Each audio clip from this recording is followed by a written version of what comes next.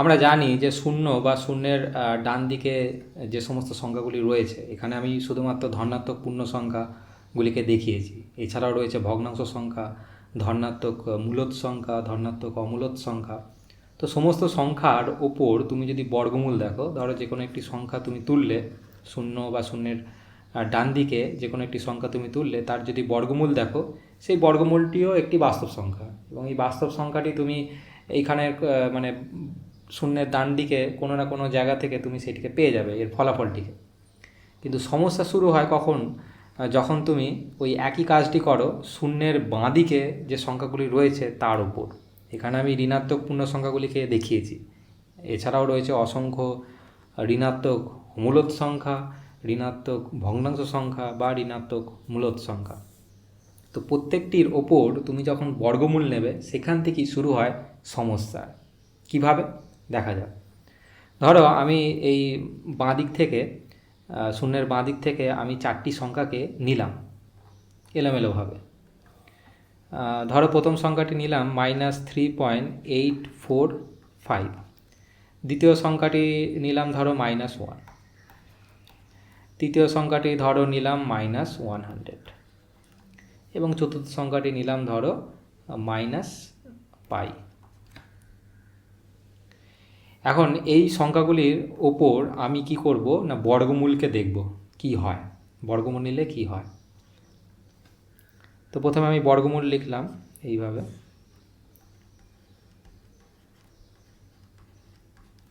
এই ক্ষেত্রে হয়ে ওঠে -1 তার বর্গমূল, -100 তার বর্গমূল, এবং -π তার বর্গমূল। এখন আমরা একটা কাজ করতে পারি প্রত্যেকটি সংখ্যার উপর, সেটি হচ্ছে যে আমরা এই যে বর্গমূলটিকে দেখতে পাচ্ছি, সেটিকে আমরা এইভাবেও লিখতে পারি।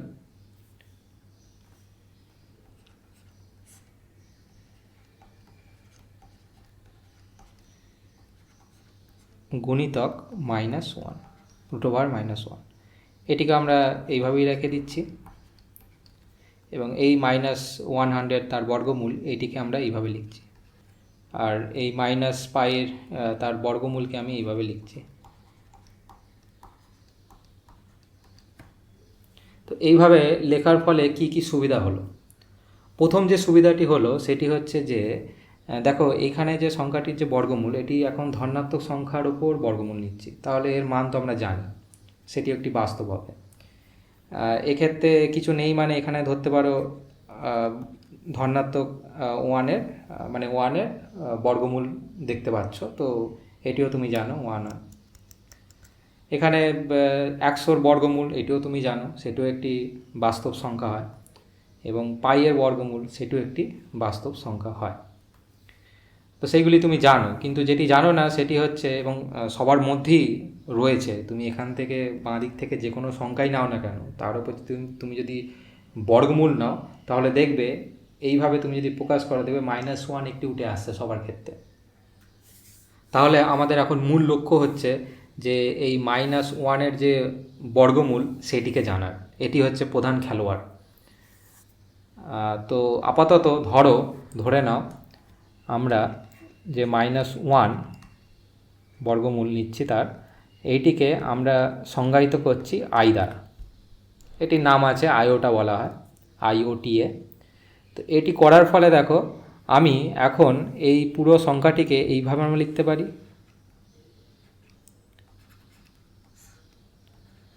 (3.845) আই, এটিকে আমরা আই লিখতে পারি। এবং এটিকে আমরা লিখতে পারি 10i লিখতে পারি, বা আমি এইটিকে এখন এইভাবেই লিখছি। এবং এইটিকে আমরা লিখতে পারি √π × i। এই ব্যাপারটি তুমি যে কোনো ঋণাত্মক সংখ্যার উপরই তুমি দেখতে পারো, প্রত্যেক ক্ষেত্রে দেখবে এই আই উঠে আসছে। এইভাবে প্রকাশ করার ফলেও যে সমস্যাটি এখনও রয়েছে সেটি হচ্ছে যে এই যে নতুন সংখ্যাগুলি আমাদের মানে আবিষ্কৃত সংখ্যাগুলি, আই আবিষ্কার করার পর যে সংখ্যাগুলি রয়েছে, এই সংখ্যাগুলি আমরা কোথায় বসাবো? কারণ বাস্তব সংখ্যা রেখার ওপর এই ধরনের সংখ্যার কোনো রকম স্থান নেই।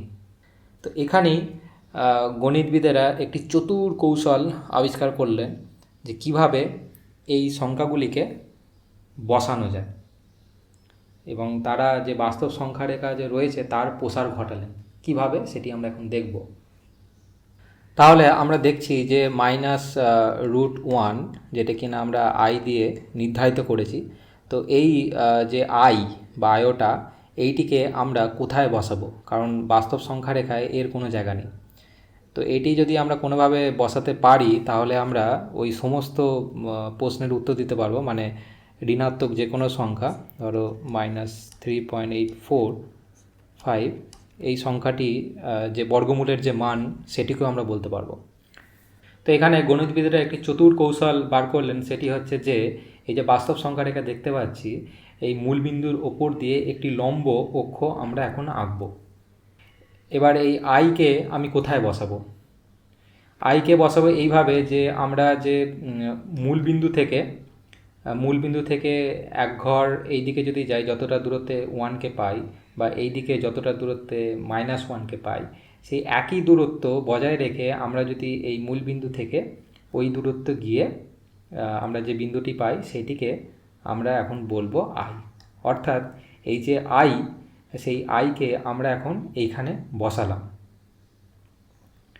এবং বসানো মাত্রই আমরা এটাও জানি যে বাস্তব সংখ্যার রেখার ওপর যে সমস্ত সংখ্যাগুলি রয়েছে তাদের ওপর আমি যোগ, গুণ, বিয়োগ, ভাগ এই সমস্ত প্রক্রিয়া, আরও নানা রকম গাণিতিক প্রক্রিয়া আমরা দেখেছি। তো কাল্পনিক অক্ষরেখার ওপরও সেই যোগ, গুণ, বিয়োগ, ভাগ এই ব্যাপারগুলোকেও আমরা দেখতে পারি। আমরা জানি যে 1-এর সাথে 1 যোগ করলে আমরা 2 পাই, বা 2-এর সাথে 5 যোগ করলে আমরা 7 পাই। তো একইভাবে যদি আই এর সাথে আই যোগ করি আমরা তাহলে নিশ্চয়ই 2i পাবো, এবং 2iকে আমরা সেই মূলবিন্দু থেকে যত দূরত্ব তার দ্বিগুণ দূরত্বে গিয়ে আমরা বসাবো এখানে মূলবিন্দু থেকে। তো এইটি হচ্ছে আমাদের এখন 2i। একইভাবে আমরা 3iকেও এখানে আমরা বসাবো, 4i, এইভাবে চলতেই থাকছে। অপরদিকে আমরা যদি এখন বিয়োগকে দেখি, অর্থাৎ ধরো আই থেকে আমরা যদি 2iকে বিয়োগ করি তাহলে আমরা পাই -i, এবং -iকে আমরা এই নিচের দিকে একটি নির্দিষ্ট দূরত্বে গিয়ে আমি -i বসালাম। একইভাবে -2i, -3i এবং -4i। তো এই যে সংখ্যাগুলিকে তুমি দেখছো, এই সংখ্যাগুলিকে বলা হয় কাল্পনিক সংখ্যা। এখানে শুধু আমি কাল্পনিক পূর্ণ সংখ্যা এই অর্থে আমি ব্যাপারগুলিকে দেখিয়েছি, এর মাঝে ভগ্নাংশ কাল্পনিক সংখ্যাও রয়েছে। যেমন 1.64685i, সেটি কোথায় বসবে? সেটি তোমার এই জায়গাতে কোনো একটা জায়গায় বসবে। কি বলতে চাইছি বুঝতে পারছো? তাহলে দেখো, আমি যখনই এই -1-এর বর্গমূল নিলাম তখন আমি এখান থেকে একবারে এখানে শিখে পড়লাম। আবার অন্যদিকে আমি যদি 1-এর সাথে আই গুণ করি তাহলে দেখো আমরা এইখানে এসে গিয়ে পড়ব। 2-এর সাথে যদি আই গুণ করি তাহলে আমরা এখানে এসে পড়ছি, এবং 3-এর সাথে যদি আই গুণ করি তাহলে আমরা 3i থেকে পড়ছি। তো একইভাবে তুমি 4i, 5i, 6i দেখতে পারো, তুমি এখানে এসে গিয়ে পড়বে। তো আই গুণ করা মাত্রই তুমি দেখতে পাচ্ছ যে বাস্তব সংখ্যা থেকে বাস্তব সংখ্যা রেখা থেকে বাস্তব সংখ্যাকে 90 ডিগ্রি ঘুরিয়ে কাল্পনিক সংখ্যায় গিয়ে পৌঁছে দিচ্ছে, এবং 90 ডিগ্রি রোটেশন হচ্ছে, ঘূর্ণন হচ্ছে 90 ডিগ্রি। তো আই মানে হচ্ছে 90 ডিগ্রি ঘূর্ণন। আই দিয়ে কোনো সংখ্যাকে, মানে এখানে বাস্তব সংখ্যার কোনো সংখ্যাকে যদি আই দিয়ে গুণ করো তাহলে দেখবে একটি 90 ডিগ্রি ঘূর্ণন হচ্ছে ঘড়ির কাঁটার বিপরীত দিকে। একইভাবে তুমি যদি -1কে যদি আই দিয়ে গুণ করো তাহলে দেখবে -i পাবে। দেখো আবারও 90 ডিগ্রি ঘূর্ণন হচ্ছে ঘড়ির কাঁটার বিপরীত দিকে। -4কে যদি আই দিয়ে গুণ করো তাহলে দেখো তুমি 90 ডিগ্রি ঘুরে -4iতে পৌঁছাচ্ছ। তো এই তো হলো আমরা কিভাবে বাস্তব সংখ্যা থেকে কাল্পনিক সংখ্যায় কিভাবে পৌঁছাতে পারি একটি করে আই গুণ করে। এখন আমি প্রশ্ন যদি করি যে কাল্পনিক সংখ্যা রেখার ওপর যে কাল্পনিক সংখ্যাগুলি রয়েছে সেখান থেকে কিভাবে তুমি বাস্তব সংখ্যা রেখার ওপর বাস্তব সংখ্যাতে এসে পড়বে, একই ব্যাপার। কারণ আমরা জানি 90 ডিগ্রি ঘুরলেই আমরা অন্য জগতে চলে যাই। তো একইভাবে আমি যদি দেখো যে আয়ের সাথে যদি আর একটা যদি আই গুণ করে দিই, অর্থাৎ আই গুণিতক আই সমান সমান আই স্কোয়ার, আর আই স্কোয়ার মানে এখান থেকে আমরা বলতে পারি -1। তো এখানেও দেখো আমি যদি একটি আই, এই কাল্পনিক সংখ্যা আই এর সাথে আরেকটা আই গুণ করে দিই, তাহলে দেখো আবার 90 ডিগ্রি ঘুরে ঘড়ির কাঁটার বিপরীত দিকে দেখো -1 অর্থাৎ বাস্তব সংখ্যা রেখার ওপর -1-এ গিয়ে পড়ছি। একইভাবে -i নাও, -iকে -i এর সাথে যদি আরেকটা আই গুণ করে দাও, এখানে যদি আরেকটা আই গুণ করে দাও, তাহলে দেখবে তুমি গিয়ে 1-এ গিয়ে পড়ছো। আবারও দেখছো ঘড়ির কাঁটার বিপরীত দিকে 90 ডিগ্রি ঘূর্ণন। এখন ধরো 1-এ আসছি, তো 1-এ আমি যদি 1-এর সাথে আই গুণ করি, তাহলে আমি এখানে এসে পড়বো 90 ডিগ্রি রোটেশন, যেটি এখানে আমি বুঝিয়েছি। আবার আমি যদি আরেকটা আবার আই যদি গুণ করি এই আয়ের সাথে, মানে 1-এর সাথে হিসেব মতো দুবার আই যদি গুণ করি, তাহলে 180 ডিগ্রি ঘুরে আমি আবার -1-এ গিয়ে পড়ছি। তার মানে আই স্কোয়ার হয়ে যাবে 180 ডিগ্রি ঘূর্ণনের সমান। তারপরে যদি আবার একটা আই গুণ করো, তো এখান থেকে একটা আই গুণ করলে এখানে এসে পড়লে, আবার একটা আই গুণ করলে এখানে এসে পড়লে, আবার একটা যদি আই গুণ করো, তাহলে দেখো এইখান থেকে এই পর্যন্ত 270 ডিগ্রি ঘূর্ণন হচ্ছে। তার মানে আই কিউ হয়ে যাচ্ছে তোমার 270 ডিগ্রি। তার মানে এখন 1-এর ওপর 3টে আই গুণ করে তুমি এখন এইভাবে ঘুরে এইখানে এসে পড়লে। আবারও যদি আরেকটা আই গুণ করে দাও, তাহলে কি হবে? হিসেব মতো তুমি 1-এ এসে আবার পড়বে।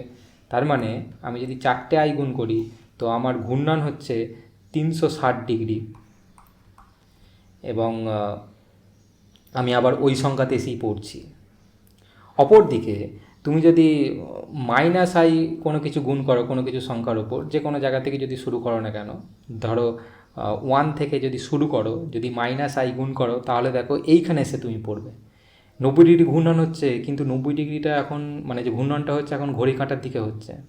আবার -i আছে, এর সাথে -i আরেকটা গুণ করে দাও, দেখবে এখানে এসে পড়বে। এর ওপর আরেকটা -i গুণ করে দাও, দেখবে এখানে এসে পড়বে। তো এইভাবে যদি চলতে থাকো, তাহলে তুমি বুঝতে পারছো যে আই দিয়ে গুণ করা মানে আই দিয়ে গুণ করা মানে 90 ডিগ্রির সমান, আর -i দিয়ে গুণ করা মানে -90 ডিগ্রি ঘূর্ণনের সমান। তো এখানে একটি বিশেষ ব্যাপার হচ্ছে যে আই স্কোয়ার হচ্ছে -1, আর আই কিউটাকে আমরা এইভাবে লিখতে পারি। আই কিউটাকে আমরা লিখতে পারি আই স্কোয়ার ইন্টু আই, আর আই স্কোয়ার মানে আমরা জানি -1 ইন্টু আই বা -i। তার মানে আই কিউ মানে 270 ডিগ্রির সমান, সেটা হচ্ছে -i এর সমান। তো হিসেব মতো এখানেও একই কথা বলছে যে আই কিউ যখন আমরা করছি, 1-এর সাথে আই কিউ যখন গুণ করছি, তখন 270 ডিগ্রি ঘূর্ণন হয়ে আমরা এখানে এসে পড়ছি। আবার এইভাবে বলতে পারো যে ঘূর্ণনটি হয়েছে বিপরীত দিকে 90 ডিগ্রি, যেটা কিনা -i এর সমান। তো সেই ব্যাপারটিও বলছে আবার এখানে। আর i4 মানে 4বার আই গুণ করে তুমি দেখো আবার সেই জায়গাতেই ফিরে আসছো। তো হিসেব মতো i⁴, যেটি কিনা আই স্কোয়ার গুণিতক আই স্কোয়ার, এবং এখানেও -1 এখানেও -1, সেটি হচ্ছে 1। হিসেব মতো তাই হওয়া দরকার, কারণ এই সংখ্যার ওপর তুমি যদি 4টে আই যদি গুণ করো, আবার এখানে এসেই পড়বে।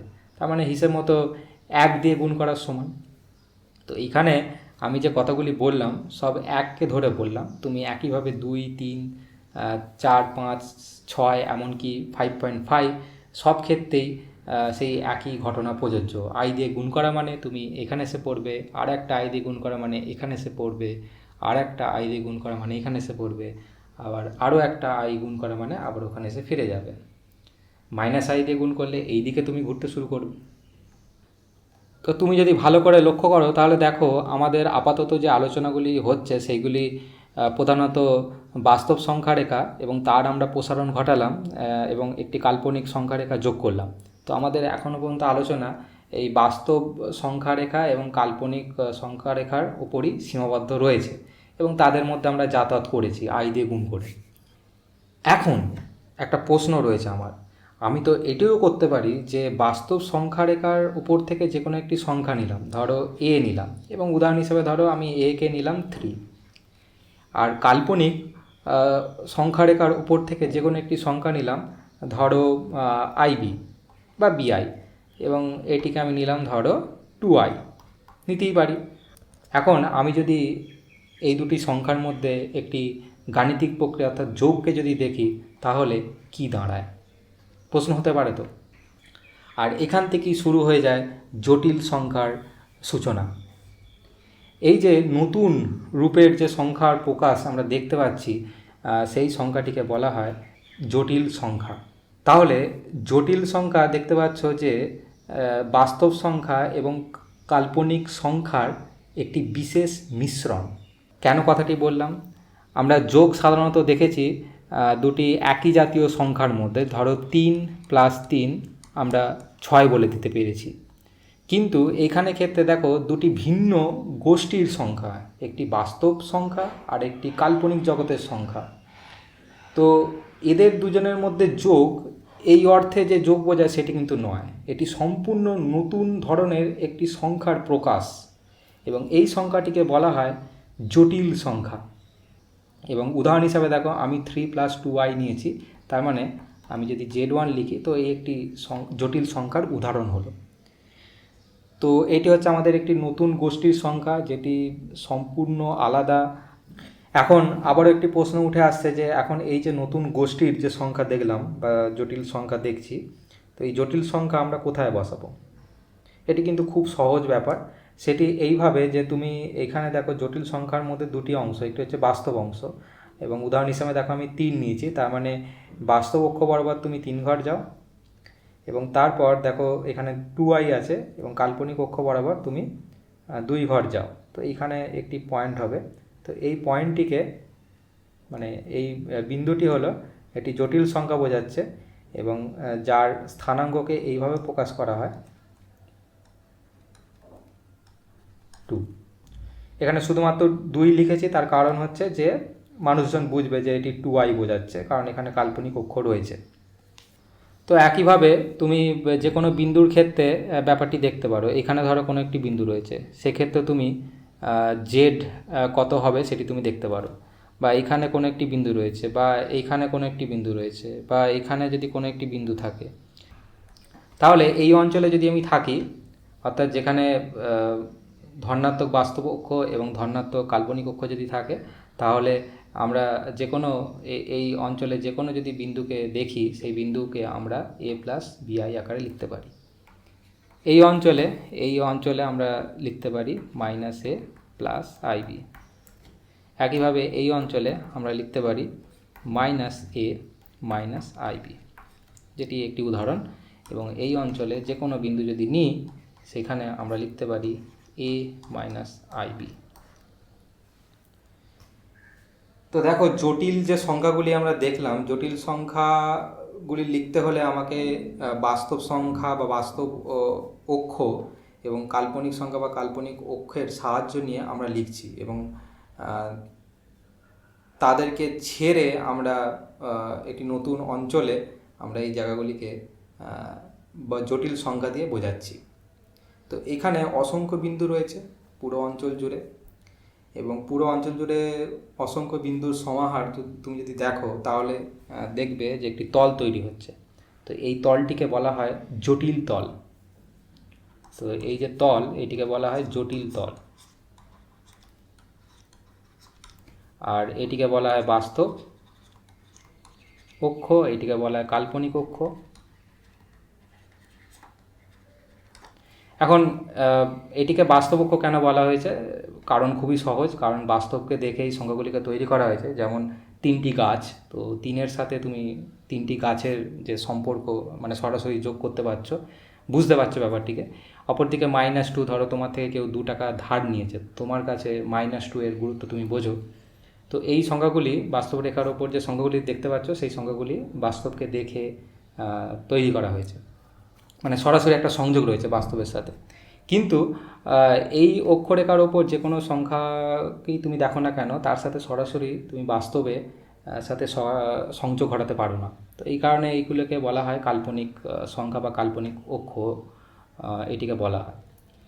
এবং এই বাস্তব সংখ্যারেখা এবং কাল্পনিক সংখ্যারেখা যে সংমিশ্রণের ফলে আমাদের জটিল সংখ্যা তৈরি হয়, এবং এই জটিল সংখ্যার যে সমাহার, সেইগুলিকে একত্রে বলা হয় জটিল তল। তো জটিল তলের একটি বিশেষ অংশ হচ্ছে দেখো এই বাস্তব অক্ষ, তাই না?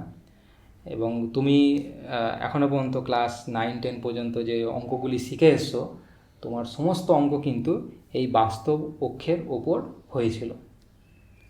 এখন এখন তুমি বাস্তব অক্ষের ওপর অবস্থিত বাস্তব সংখ্যাগুলি ছেড়ে বেরিয়ে প্রথমে কাল্পনিক সংখ্যা রেখার ওপর কাল্পনিক সংখ্যাতে গেলে, তারপর এখন আমরা দেখো জটিল তলে এসে জটিল সংখ্যা সম্পর্কে শিখতে চলেছি।